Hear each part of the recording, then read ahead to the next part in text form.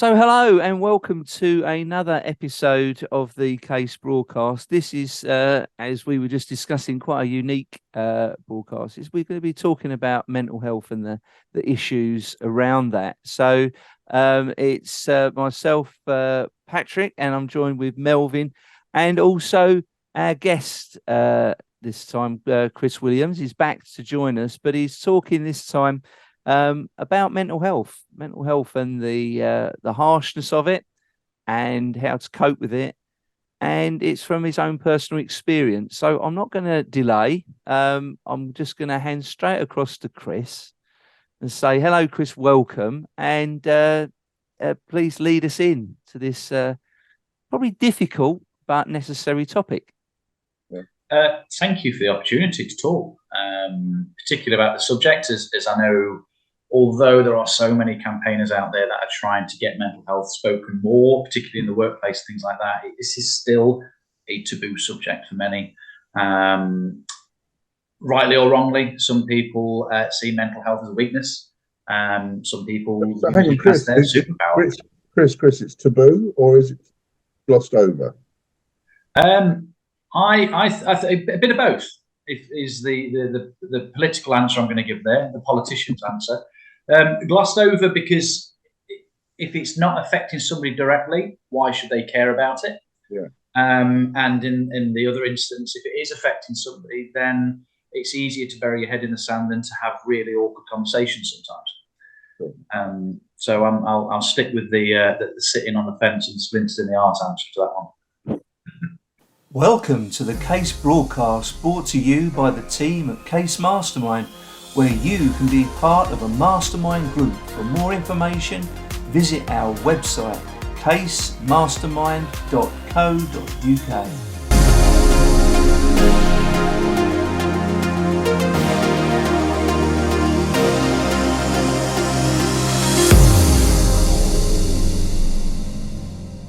So my story regarding my mental health journey started when I was in my teens, early teens, and I had a fracture of the neck playing rugby, which ended my rugby career before it even started, if I'm being brutally honest. And that was the first wobble of, okay, my life's not going the journey or the plan that I thought it was going to be. If I'm going to go through this really, really quickly just to get to, obviously, the meat of the pie, if you like. But I joined West Midlands Police Force, and in doing so, when I was in my very early 20s, and by the time I was 23, so I'd served 3 years, I'd left. I'd been sat on a bridge about to throw myself in front of a train. Retrospectively, looking back as to the journey to get to that, there are so many little decisions and occurrences and situations that led to that point. It wasn't I woke up feeling shit, let's go and kill myself. There was a whole process of little tiny things that happened over a 3-year period that got me to the point where I didn't think I was needed on this planet anymore. Three of the top things which you can probably think, well, yeah, that might do that to somebody, was an incident where I had to deal with a house fire, and 2 people lost their lives after giving CPR and bringing one of them back. Unfortunately, they both died in that house fire. Second one was somebody actually mentioning me in a suicide note after a dealing that I'd had with him and his family. It was a domestic violence thing, and he looking back, I know it was not my fault in any way, shape, or form. But hearing that I was responsible for somebody's death was a horrendous thing to deal with when you're 21, at any age, but back then when I was 21, 22. And there was a number of big incidences like that, which I'm not going to go into any more detail. There was also little incidences, social acceptance, what it was like being a police officer at that age in a new city, in a new town, the social anxieties that associated with doing the job and being an out-of-towner, so to speak. I was from up in Nottinghamshire, and I joined the West Mid, so I'd moved everything. I didn't know anybody there. There was a breakup with a girlfriend that I'd had for a couple of years. So there's lots of little things that attributed to finally me hitting the bottle and hitting the bottle very, very hard. I found I was a very, very good competitive drinker, which in hindsight is not a good thing. But at the time, it was fine. I was more than happy to knock back a bottle of gin or a bottle of vodka within a few hours and try and carry on as normal. One of the turning points, or the reason why I didn't jump at the time, and we're going to go into lots more detail about the impact of time going on and what, you know, an ex-copper trying to kill themselves has to do with business leaders feeling depressed and anxiety and all that sort of stuff. So, but we'll get onto that. The thing that stopped me from jumping, and I can remember the bridge, and if anybody knows the West Midlands, there's an area called Lee Hall, and there's a bridge where the Birmingham to Coventry train line goes through it. And I was walking from my digs where I was living at the time to the pub because it was 10:30 in the morning and I wanted to get there for opening, 11 o'clock. I just had a massive wave and a remembering of dealing with somebody who had done what I was wanting to do, which was chuck myself in front of a train. And the feeling of, and I've done a TED talk about this, so if people want to know a bit more detail about it, they're more than welcome to go and dig that out. But the feeling at the time of walking over the bridge, it was a cold sort of February morning. I totally lost control of temperature. I couldn't feel the temperature. I couldn't feel the wind. I couldn't hear anything. It was just me and this bridge. It was silent. There was no, there was kids kicking a football around in a garden around the corner. I couldn't hear that ball hitting the shed door anymore. It just went silent and it felt right. Every single part of my body was saying, just end it. Just do it. There was no realization. There was no rationale. There was nothing that was entering my brain. I got to the point where I was consumed by this urge to throw myself in front of the train. So it got to the point where I sat on it, and I recall in the TED talk feeling the numbness in my legs from sitting on a cold surface, and the little sharp tickly bits of the brickwork. And I can so vividly remember these things. I can remember looking at the birds going in and out of the bushes at the bottom and picking the berries and thinking, and this is a sadistic thing to think about, but it's what happened at the time, was if I jump and there's going to be a massive spray. Are the birds going to pick between those berries? Are they going to pick the ones that have got the blood on it? Are they not going to pick the ones with blood on it? And it was silly thoughts like that, which I can now recall and feel really vividly about them and remember them as if it was 2 minutes ago. The reason I didn't jump in the end was a text message from my mum. And she'd rang me several times, and I had one of those Motorola flip phones that they had at the time, and it used to come up with a caller ID. But then if you opened it up, it would then connect to the call, or if somebody sent the message, it would read the message. And I could see that my mum had rang 3 or 4 times, and I just ignored it, put it back in my pocket. And then it did the little buzz of like a message. I thought, oh, she's either left a voicemail or she's texted me. So I had another quick look. Bear in mind, I'm stood on this on this bridge, and I'd never done this before. But normally, I would look at the screen and then assess whether I wanted to open the message up. But I just automatically opened it. And the second I opened that message, the realization came that if they look back on my phone records, once I jumped and they'd found, my SIM card or whatever it is, if they look back, they would have seen that I would have opened and seen the message and then jumped. And it was the realization of what that would have done to my mum. Ignoring the fact that chucking myself in front of a train would have destroyed her anyway, but it's the fact that she would have known, or they would have possibly told her, that he read the message and then jumped. And it was that. Yeah. That was the gunshot to the head. That was the thing that made me go, "Oh my God, what am I doing?" To the point where I think if you was to dramatize this and play it on a thing, I'd have been hugging the tree or the lamppost next to the bridge because I was scared of falling. I went from wanting to chunk myself to being scared of falling instantly when that realization hit. That's essentially the worst that I've been in terms of my mental health, and that was back in 2004 just before, just into 2006. So 2005, 2006. It took me two and a bit years of weekly and then bi-weekly CBT, cognitive behavioral therapy, antidepressants, a whole plethora of drugs to sort of balance me out. Going to AA, Alcohol Anonymous, to stop me drinking, all of those things over 2 years to get me to the point where I would say to people, yes, I'm fixed. I now know that being fixed isn't something that happens when you're depressed. And I strongly believe that there'll be people that will listen to this go, well, I've been depressed in the background. No, I'm fixed. Once you're depressed, once you've been depressed, once you've got to the point where suicidal thoughts are starting to enter your head, the fix is survival. You will always have, and again, this is my opinion, and it is kind of backed up with a lot of science as well, there will always be those neuro pathways that would lead you back to that dark cloud quite easily. Now, the joys of going through, and yes, I say the joys of going through depression, is once you've accepted it and once you understand what it is, you can recognize when the little telltale signs start again.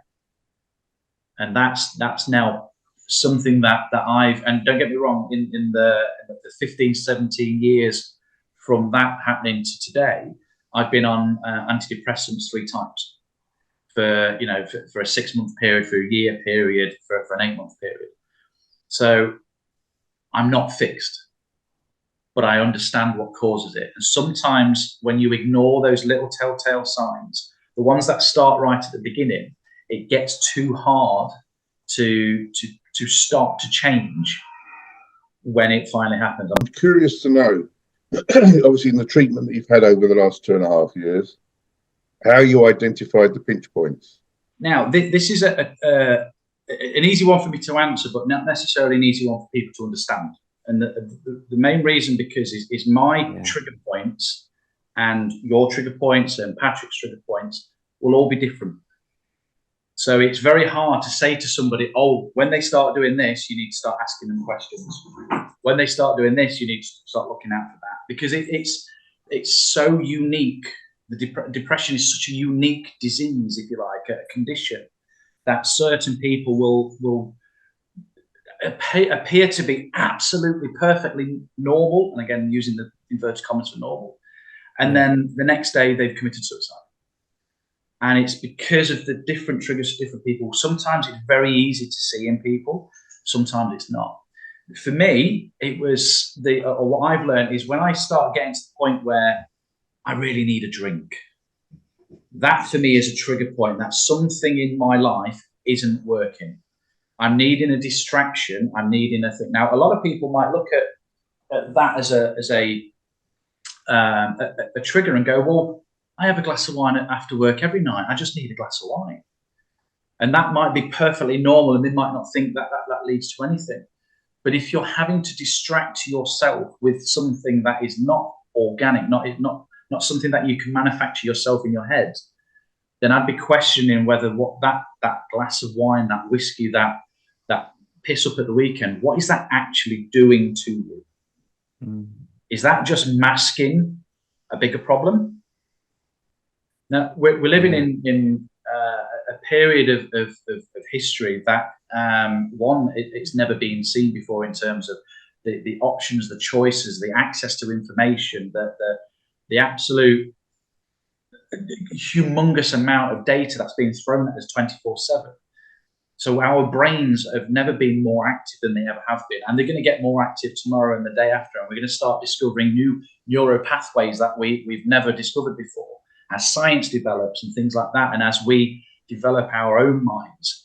But with that as well, it comes, there's a lot of things that we don't know about. We don't know the impact, for example, of the COVID vaccine. Now, I'm not here to say COVID was anything like that or that. The time in which that came to become a vaccine and then rolled out across the globe, we simply don't have history to tell us the impact of that in 20, 30, 40 years' time.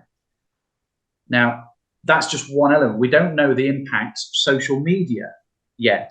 We're starting to see it in kids. We're starting to see changes in how people communicate and navigate day-to-day life, and how they use data to better themselves. We're seeing, and I've got this on my thumb, on my little finger. I hold my phone like that with my little finger. I've now got a divot, a permanent divot in my finger that is changing. Now, what's that going to do to society over the next 3 or 4 generations? Are we going to be born with fingers that have got a natural curl? So we're at a very unique point in the world, in time and history, that we don't know the impact of what's happening. We're only learning through experience what's happened in the past. And for me, because there's so much out there, our brains are being used more and more and more, which means that we're probably more at risk of having brain injuries, brain occurrences, brain problems, as we start to use them more, as we start to do that. I don't think there's any coincidence that the advancements of technologies have had an impact on the advancements of mental health. I think if we look back to generations gone past, our parents and our parents' parents, there was still depression around. And a lot of people will say, oh, they just learned to deal with it better. Well, what if they didn't understand it? What if their brain capacity wasn't at the point where suicide was ever an option for people? If you look at how easy it is to look at how to kill yourself online now, I can do a Google search of how to kill yourself, and Google will pull up the first message. Here's a number for the Samaritans. Here's how you can get help. Here's that. But if I scroll down 2 or 3 pages, there's loads of pages of how to do it. We've got access, and that's not restricted content. That is access for everyone. Everyone who's got an internet link can access information about things like that. And because of that, there's 2 things. There's the advancements in society and life and pressures. For me, that is a triggering point for lots of people, and the ease in which people can find out how to do things. And then we've got social influence. You've really got to look at people like Caroline Flack, who got a lot of online abuse and then ended up committing suicide. Obviously, the lady had lots of mental health concerns, and history tells us that she had treatment for it. She had therapists and things like that.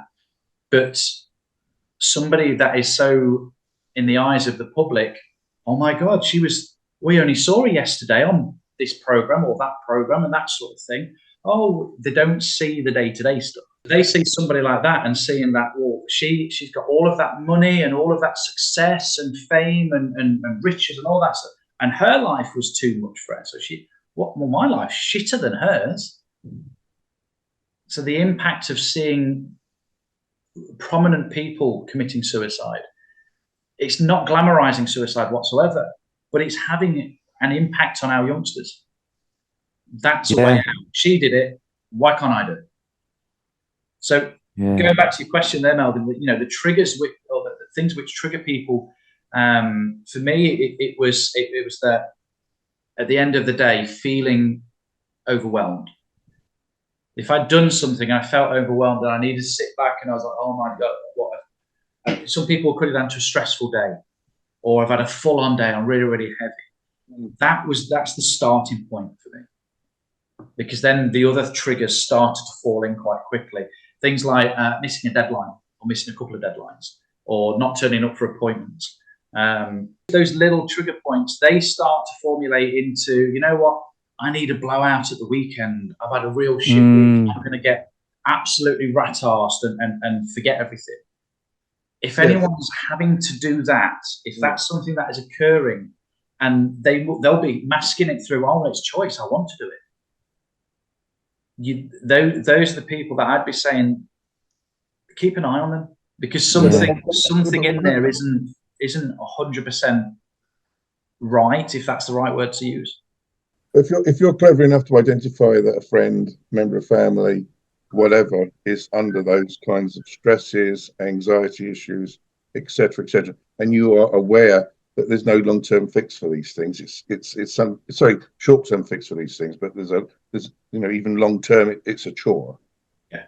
What should one do? Because there's a lot of people out there that actually exacerbate the problem by knowing that their people are weak, and they actually try and take them to another level of even greater stress because they think it's funny. And I think there's probably an element of society that is even worse than that. It's not those that try and do it because they think it's funny. It's those that are trying to help but don't know how to help. What is that as well, of course? Yeah, and that can often be such a catalyst for other people.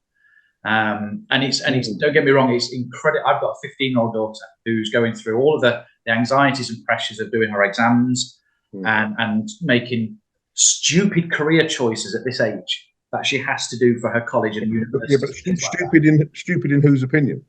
Stupid in the fact that we're asking our youngsters to make life-changing decisions, have no experience to understand what the impact of those decisions. Agreed. Yes. Good to elaborate on that. Yeah, and that you know,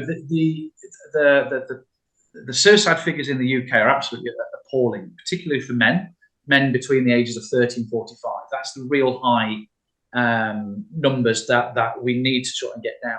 But suicide rates in children, in teens, is also one of the highest in the world in the UK. Not the highest, but it's still up there. And again, I think that's partly down to the amount of access of information that we've got, and the access and communication. Because you thought when we was at school, and I know there's a slight age difference between the three of us, but even when I was at school, when you was at school, if you wanted to bully somebody by a text message, you couldn't. If you wanted to, it didn't exist. The only way that you would be able to impact somebody's life was face to face. Don't get me wrong, it's still dramatic. But when that bullying incident finished, it finished until the next one.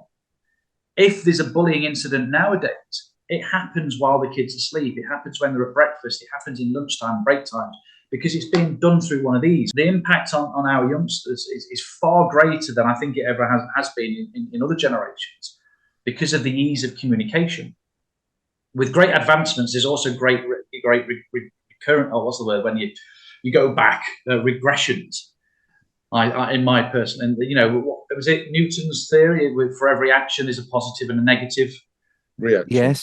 I think there's something, the negative side of this fantastic tool that we've got, the internet and smartphones, is the fact that bad people can do bad stuff easier. Not just that good people can do good stuff better, it's also the negative to that as well. So, if you identify somebody and one of the easiest ways of identifying in others, identifying in yourself is a hard thing to do.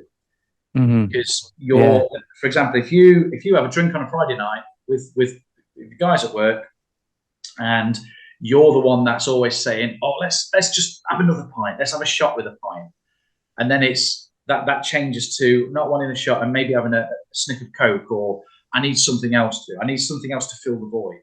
And then it might be, I'm going to go out and have an all-day bender. And there's bits that progress.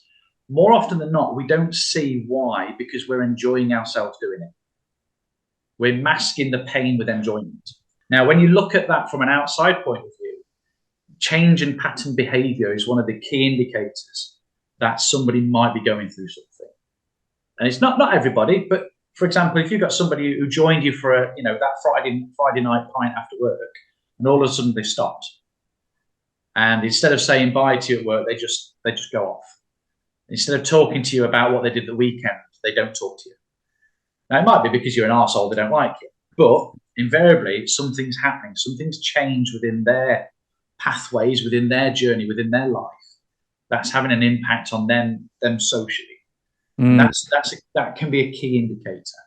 Has somebody changed what they normally do? Have they changed their behaviours? Are they avoiding social situations? Are they avoiding standing out in any way, shape, or form? One of the there's a suicide prevention blog that I read, and I can't remember the life of me. I think it was from the Samaritans.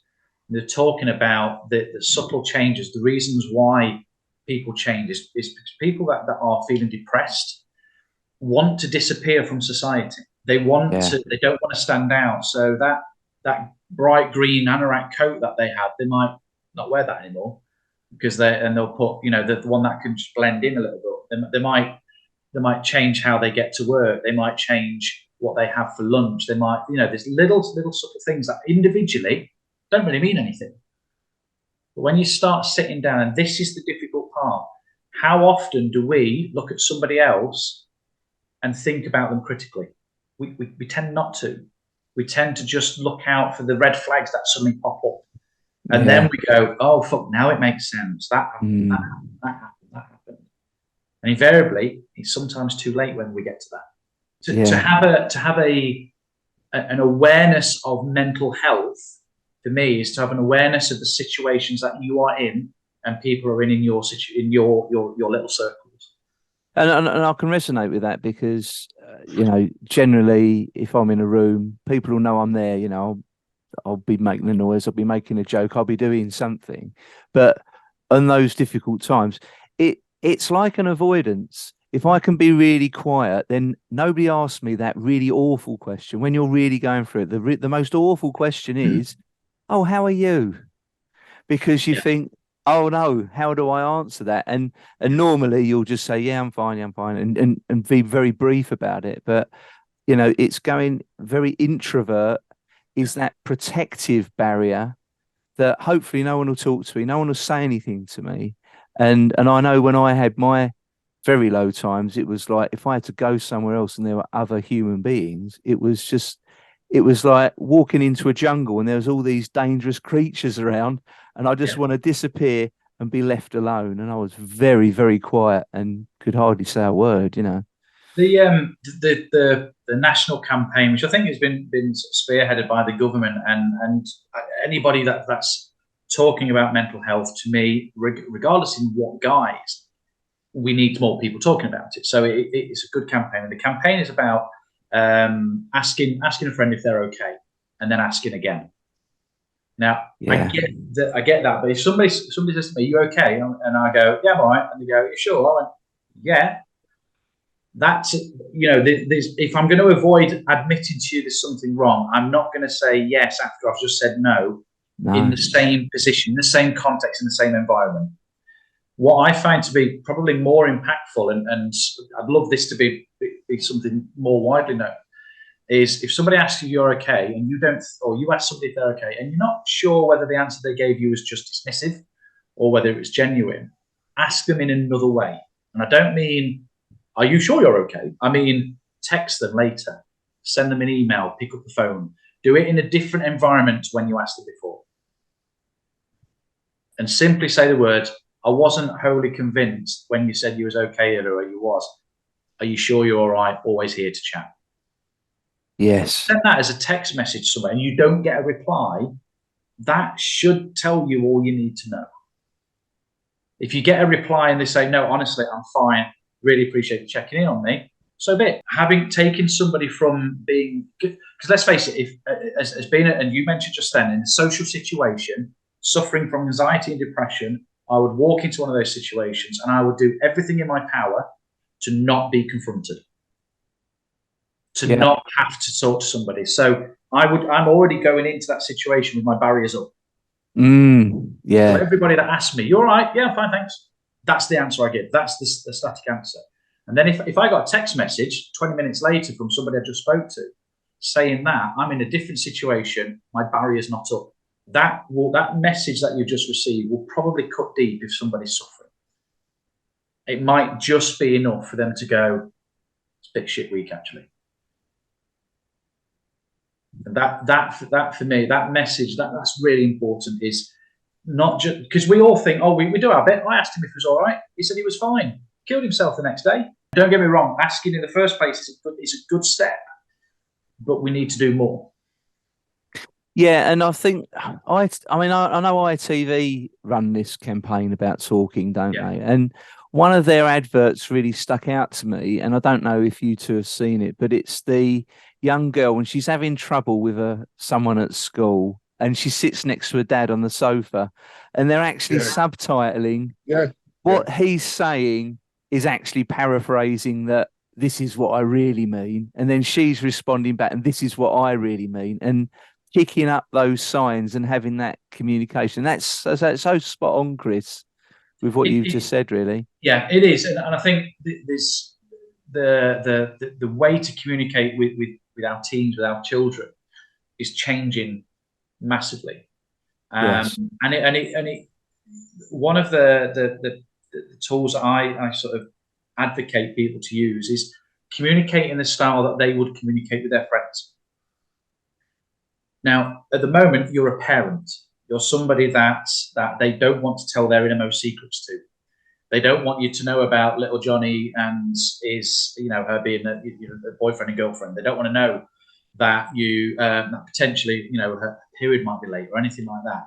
You're not necessarily the first person that they're going to want to communicate to, because you're seen as being somebody different. Somebody, don't get me wrong. Most kids know that their parents will support them in most ways.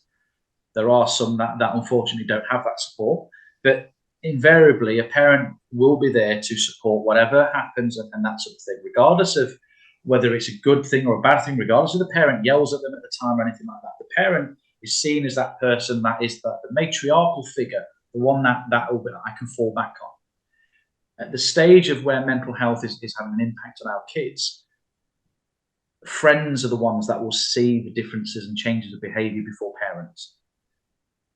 They will see that, they'll recognize that this, Millie is no longer part of that social group. Why are you not doing it, Millie? Why are you not part of this? And again, she'll just shut up, because it's peer pressure at that point. You got parental pressure, you got peer pressure. If you can intermingle that in some way and change the flow of communication. So my daughter, 15, she communicates pretty much 100% through Snapchat. So if she wants to talk to somebody, it goes through Snapchat. And I don't know whether it's because she doesn't want to see the conversation, it disappears or whatever. It's immaterial to me. But if I need to speak to Millie and I want her to know that I've got her back, I'll send her a Snapchat message. I won't send her a WhatsApp or a text message or pick up the phone. She doesn't want to communicate like that. So I'll send her a message. If she's gone to school and she was a bit quiet, as most teens are in the morning, I'll send her a Snapchat message halfway through the day. How are you getting on? Everything all right? Now, funny enough, I get a response from that pretty much straight away. Yet if I WhatsApp her, I have to wait till the end of the day to get a message back.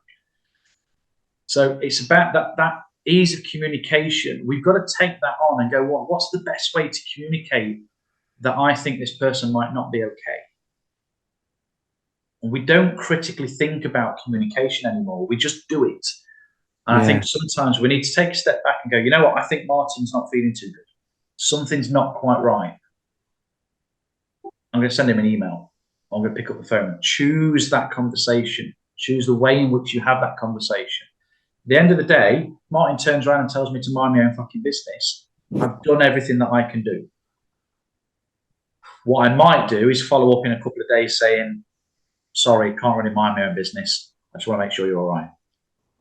Because sometimes it does take a couple of pokes. Yeah, definitely. I mean, it's like anyone, isn't it?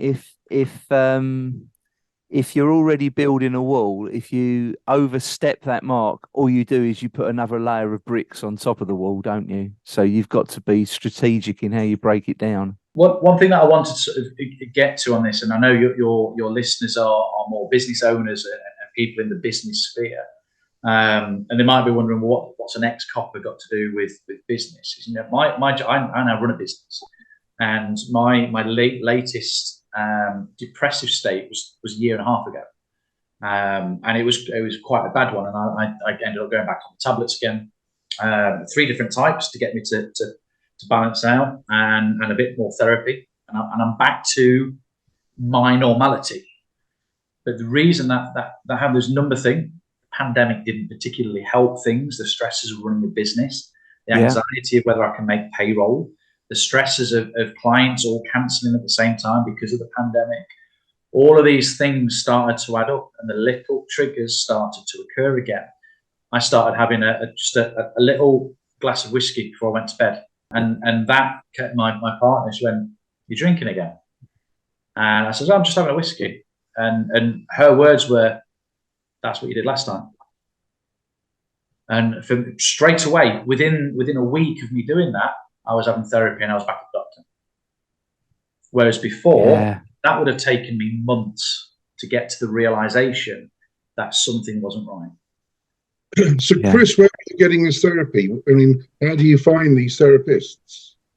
There are, believe it or not, millions of the buggers all around us. And I dare say, so the political answer would be you need to go onto the NHS website and go through 111 and find a therapy, because you can get 6 half-hour sessions on the government of therapy, but you have to be suicidal to get to that. Yeah, So and if you're not, you've got to wait 6 to 12 months. 6 to 12 months until you or try and kill yourself, and then you get bumped up the queue. I think it's because, and I'm not gonna knock the NHS, because they do absolutely phenomenal things, but mental health care in the UK for people that are not part of the care system, so they're not part of previous treatment. It's a lottery from what you get to where everyone's in the UK is entitled to 6 30-minute sessions. Whether that's changed recently, I don't know, but that's what's available for that, and they will put you on a list to speak to somebody. You normally get on that list. Excuse me, I've got belching while I'm drinking the water. How professional! You normally get on that list because you've had a call with the crisis team. So if you type into Google mental health crisis team, there'll be a phone number for you to ring. And you speak to somebody. There'll be somebody speak to you on the phone pretty much straight away. So it is quite quick, quite responsive. They'll assess how mental you are. That's the bit I struggle with. Over the phone, they're going to make an assessment of whether you need to have therapy or whether you need to go and see your GP or that. And this person is trained, I'm sure, but for me, it took 3, 4, 4.5, 5 sessions of CBT for my therapist to go, this is the course of action we're going to take. So that, to me, don't get me wrong, there's going to be so many people that will be ringing that number up going, I need help. And we're encouraging more and more people to do it, and then the system can't cope. So you do see 6, 12, 18-month waiting lists for somebody to speak to a therapist. Sometimes they're no longer on that list because they've killed themselves at that point. So in answer to your question, and this is weighted heavily if you've got the finances to do it, unfortunately. But find somebody to have a session with. Even if it's 30, 40, 50, 60 quid to have that hour session, that thing, speak to somebody and just get off your chest what it is that you think you need to talk about. A good therapist will admit if they're the right person for you or not. Yeah. Based on what you tell them. I'd highly go with recommendations. Ask about, do you know anybody? Don't rely on just doing a Google search, because the best therapists aren't always the best SEO experts. So it doesn't, just because they're at the top of Google doesn't mean they're any fucking good. It means that their search engine optimization is good, whoever's doing it for them. So you can, it's a lottery as to who you find. Word of mouth recommendations, I would always say, top one. Second one is look at the reviews that people give. Most people won't give their names, but might be happy to say, yes, I had this, that sort of thing. Look at those reviews. It is, in the UK, it's one of those situations, if you want the better care, you've got to pay for it. And that for me, particularly with mental health, particularly with the amount of male suicides that happen in the UK, that is a problem. Yes, it is. It is a huge, huge problem, because invariably, I'm not going to say it's a financial thing that most poor people commit suicide and rich people just drink. That's not the case at all. It's more of the access to wanting to do harm to yourself, regardless of background, wealth, finances, that sort of stuff. That's, there shouldn't, I don't think there's a comparison. So the fact that we kind of live in a bit of a lottery within that care, and the waiting times in your area, again, it just doesn't help to reduce the overall numbers, which is the government's aim. The way I went, my dad, he put me in touch with a friend who was a psychotherapist. That's how I got that, and my dad paid for my therapy. And they, back in 2003, that was like 45 quid an hour. People can't afford to pay that. No. That's a lot of money. So the horrendous truth of the matter is that if you haven't got money to pay for that sort of therapy, you've got to kind of wait, because the government can't deal with it. The two, or the NHS, they're too stretched to be able to deal with it, and that's a crying shame. It is. It is. And I think I know there's a lot of private companies. I've actually used therapy once, going through a difficult time through a divorce, and I actually used my ex-wife's company's therapy facility because I didn't have much money at the time. And I mean, the guy was absolutely terrific. And I think you've just got to move away from that stigma that speaking to someone else and having a therapist it's a good thing. People see it as the wrong thing, but there's also friends.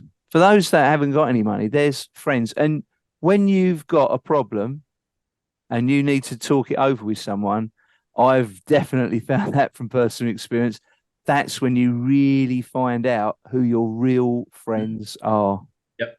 It becomes a quick reality, but you soon find the real true friends that stick by you in the tough times.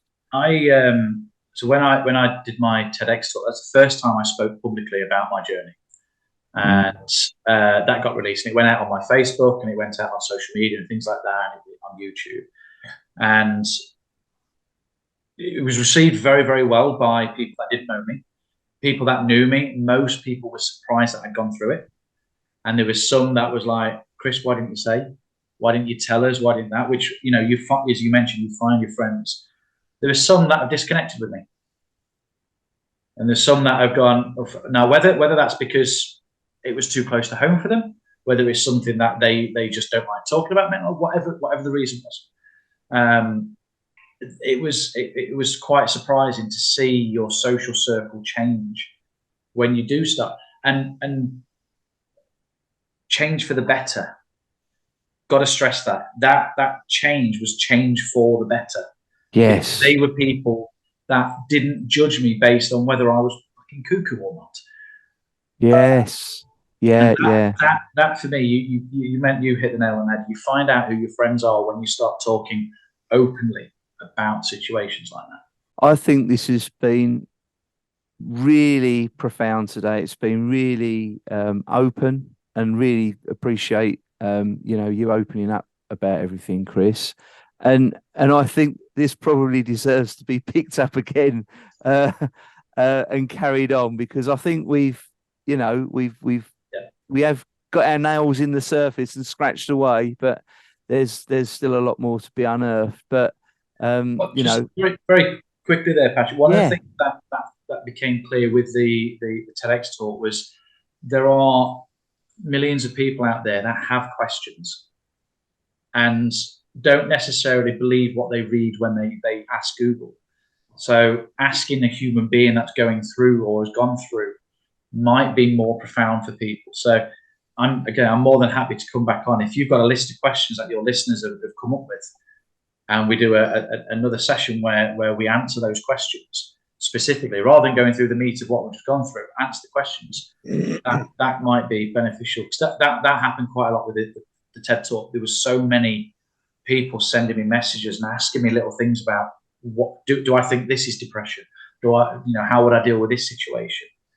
And when people are asking those sort of questions, they're looking for help. That might be a very good thing that we'll put out to our listeners then, that if they've got any questions, they can fire them in, and we can compile something off the back of that to try and at least answer as many of them as we can. That'd be really great. Thank you ever so much, Chris, for sharing today. Thanks for your time too, Melvin, and your questions as well as ever. Always a pleasure. Always a pleasure. So we'll go with the two Ronnies, Melvin. It's goodbye from me, and it's a very, very big goodbye from him, and a goodbye from me too. Thanks, Chris. Thanks very much. Cheers.